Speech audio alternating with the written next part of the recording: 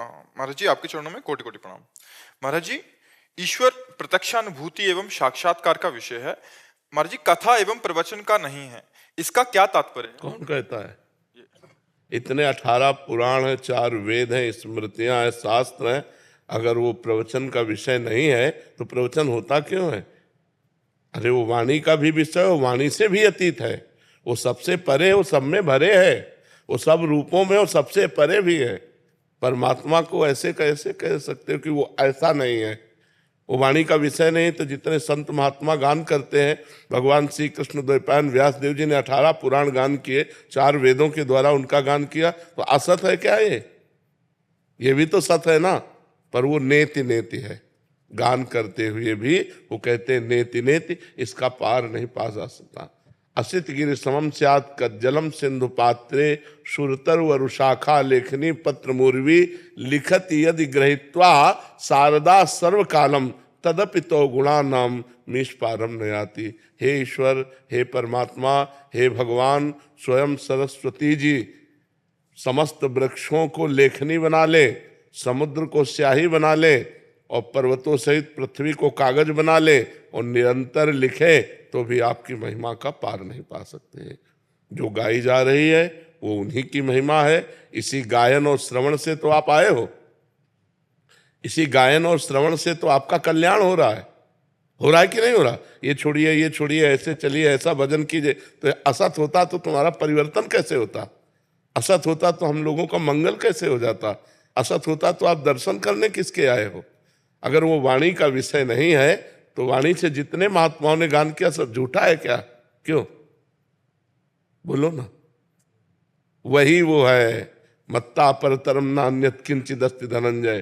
पर आंखें ठीक करनी है, वही वो है, सब रूपों में वही है, सब में उसी का नूर समाया। कौन है अपना कौन पराया, तो सबको कर प्रणाम, वही है।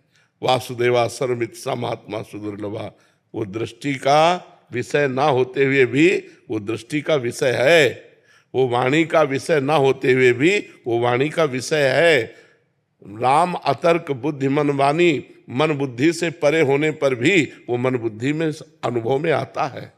यही तो समझना। याद हास्य रघुनाथ कर, बेग न जाने कोई, जो जाने रघुपति कृपा, तो सपने मोह न हो। समझ पा रहे हो आप? थोड़ा सा कम समझ पा। क्या समझना चाहते हो? बोलो, तुम कौन हो? उत्तर दो। जब अपने को नहीं जानते तो क्या समझ पाओगे उस परमात्मा तत्व को? भाई, समझ के लिए कुछ पावर चाहिए। आप में क्या पावर है इस समझने का? जो कह रहे हो कम समझ पा रहे हैं, तो आप में पावर क्या है समझने का? बुद्धि की पवित्रता किस ऊंचाई पर जो है साधु की बात को समझने की? मसाला भी तो चाहिए, हमारे अंदर वो सामग्री भी तो चाहिए समझने के लिए। वो अतर्क होते हुए भी दृष्टिगोचर है, वो अनिर्वचनीय होते हुए भी उसका वचन होता है, उसका वर्णन होता है। ये 18 पुराण, ये वेद, ये शास्त्र, ये महात्मा जो गान कर रहे हैं, ये उसी सत्य स्वरूप परमात्मा का ही गान कर रहे हैं। पर वो अनंत महिमाशाली है। जैसे समुद्र में आप डुबकी लगाओ तो आप था नहीं पा सकते, पर समुद्र में डुबकी लगाई जा सकती है, और समुद्र को नापा नहीं जा सकता कि हम इतने लीटर समुद्र है। तो एक प्रकृति की रची हुई रचना भगवान की, जल, उसको नहीं नापा जा सकता। तो जिसने इस प्रकृति को बनाया उस परमात्मा को कैसे नापा जा सकता है? ये छोटी सी वाणी के द्वारा उसको संपूर्ण वर्णन कैसे किया जा सकता है? पर संपूर्ण वर्णन होता है, अगर ना होता तो अनुभव ही नहीं होता शिष्य जनों को, क्योंकि गुरु वाणी से ही तो वर्णन करता है, तो शिष्यों को अनुभव हो जाता है कि नहीं हो जाता? ऐसे हो जाता है। जैसे देखो, उस डाल के ऊपर चंद्रमा दिखाई दे रहा है, एक हाथ देखो ना डाल के ऊपर, तो हम देखते हैं तो हमें चंद्रमा दिखाई दे देता है, लेकिन क्या डाल के एक हाथ ऊपर है क्या? हजारों लाखों करोड़ों हाथ ऊपर है, पर हमें दिखाई दे देता है ना। ऐसे ही हम परमात्मा का वर्णन करते हैं और वो हमारे अनुभव में आ जाता है। सुनते सुनते रोमांच हो गया, रोना आ गया, और उनकी मधुर मूर्ति हमारे मानस पटल पे छा गई, हो गया भगवत साक्षात्कार हो गया। ये जितने भी शास्त्र हैं सब परम सत्य हैं, एक भी अक्षर गलत नहीं है। अब समझ में आ रहा है कुछ? प्रतीक नेहरा जी, मेरठ से। राधे राधे महाराज जी, आपके चरणों में दंडवत प्रणाम। महाराज जी, जैसे कि आप बताते हैं कि मन के दो विभाग होते हैं, अच्छा और बुरा, परंतु मुझ नीच से संतों का मानसिक अपराध बनता है और तत्काल मन संतों के चरणों का भी स्मरण करता है। गुरुदेव, बहुत विचलित हो जाता हूँ, डर लगता है कहीं मानसिक अपराध क्रिया में ना बदल जाए। महाराज जी, ऐसे में क्या करना? ये बात है तो हम क्या संतों के प्रति अपराध करते हैं? महाराज जी भौतिक दृष्टि लगाते हैं। नहीं तो आपको भगवान ने सेवा दी है क्या कि आप संतों की परीक्षा लीजिए? तो अपने को बचना चाहिए। पर्वत में मस्तक मारने से पर्वत का कुछ नहीं बिगड़ता, अपना ही खोपड़ी फूट जाती है। ये संत अडिग भगवान के जन है। अच्छा, 3 गुणों का खेल चल रहा है, सतोगुण, रजोगुण, तमोगुण। अब कोई सात्विक प्रवृत्ति का है तो आपको अच्छा लगेगा, कोई राजसिक प्रवृत्ति का है, कोई तमोगुण प्रवृत्ति का है, लेकिन सब भगवान के जन है। हमको चाहिए अपना सुधार करना है। हम क्यों दूसरे को, जैसे हमें दिखाई भी दे रहा कि ये गलत है, बस हे भगवान आप ही सब रूपों में हो, मुझे संभालो प्रभु, मेरी गंदी दृष्टि दूर हो। दूसरों क्यों ये कपार फोड़ना है? पर निंदा के किए ते आवत नहीं कछु हाथ, मूर्ख पर्वत पाप को ले चल अपने साथ। ये मूर्खता है कि हम दूसरे की निंदा, दूसरे का दोष दर्शन करके अपने पाप बढ़ाएं और अपने को दुर्गति में ले जाएं। कभी किसी जहां ऐसा देखने में लगे कि ये संत गलत है, ऐसा दिखाई दे, वहीं तुरंत प्रणाम करे और अपने मन को डांट। तो दूसरे में भगवान न देखकर दोष दर्शन कर रहा है, और जबकि भगवान कह रहे सातों सब मोहिमय जग देखा, मोते अधिक संत कर लेखा। मेरे से अधिक संत भगवान आदेश कर रहे हैं। अब ये कि संत भी तो मनुष्य शरीरधारी है ना, तो कुछ न कुछ चेष्टाएं अलग अलग होती। वो पूर्व में कितना भजन किए हैं, यहाँ बिना भजन के कुछ नहीं मिलता है। तो हमको प्रणाम। एक राजर्षि है, एक ब्रह्मर्षि है, एक है बिल्कुल अकिंचन, फटे पुराने कपड़े पहने हुए, भीख मांग के खाना, रात दिन भगवान में भजन में डूबे रहना। तो संतों की कई कोटियां हैं, और एक है अवधूत कोटि के, जिनको कोई परवाह नहीं, समाज की कोई परवाह नहीं, शास्त्र मर्यादा से ऊपर उठे हुए, जब जो मनाया, जैसी मस्ती उनकी। अब उनको देखोगे तो या तो पागल कहोगे और या तो धर्म विरुद्ध कहोगे। तो हमको चाहिए कि हम अपनी स्थिति को बढ़ावें। देखो, ब्रह्मलीन महापुरुषों को पहचाना नहीं जा सकता।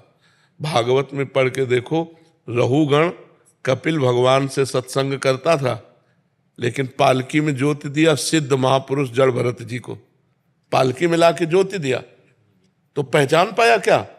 इतने बड़े महापुरुष जिनका भागवत में गुणगान किया जा रहा है, जो भगवान ऋषभ देव जी के पुत्र भरत जी, और वही तीसरे जन्म में जड़ भरत बने।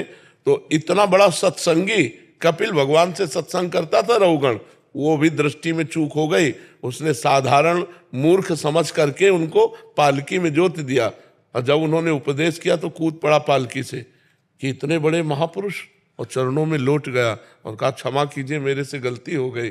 तो संतों को पहचान पाना बड़ा मुश्किल है। एक बार एक ट्रेन में एक संत भगवान ऐसे बैठे थे, अब उनके संतों के शिष्य होते हैं, भगत लोग होते हैं, हर शिष्य चाहता मेरे गुरुजी अच्छी वस्तु पहने, मेरे गुरुजी अच्छी गाड़ी में चले, मेरे गुरुजी, जब मेरे पास इतना है तो मेरे गुरुजी है, तो वो भाव रहता है ना।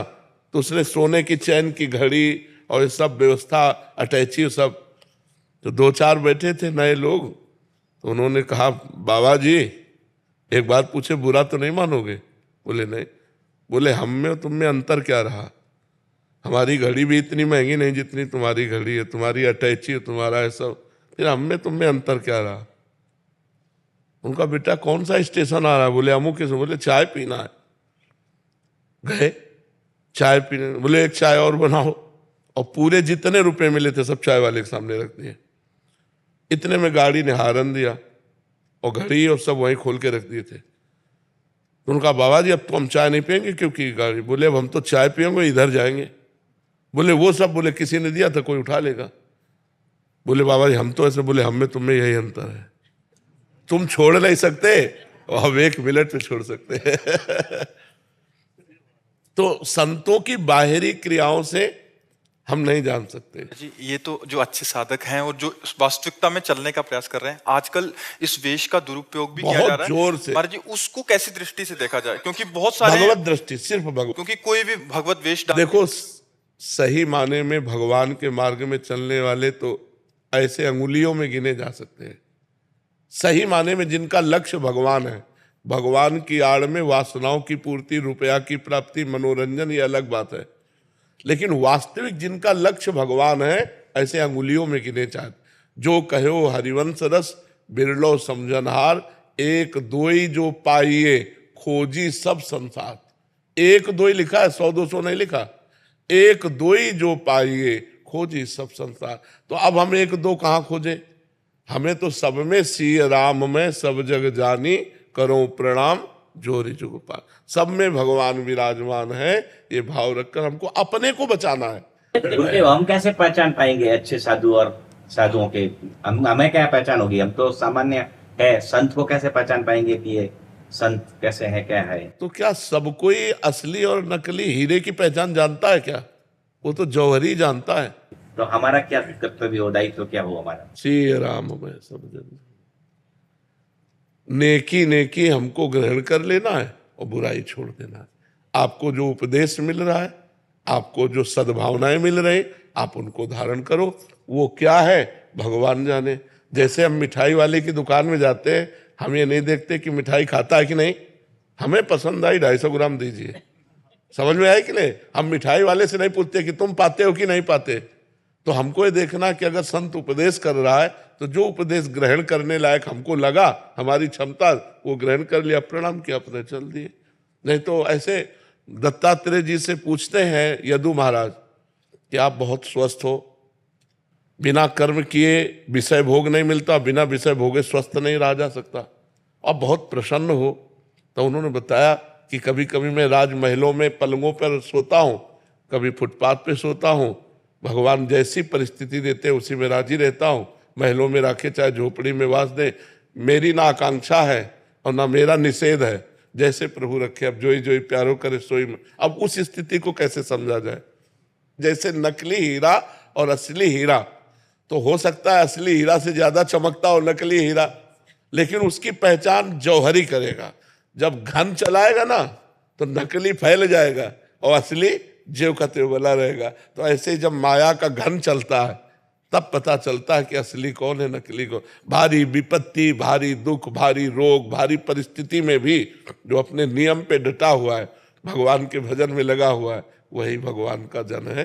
तो हमको यही मानना है कि सब भगवान के ही स्वरूप हैं। हमें जो चाहिए वो ले लिया, बस अपनी बात हमने संभाल ली है।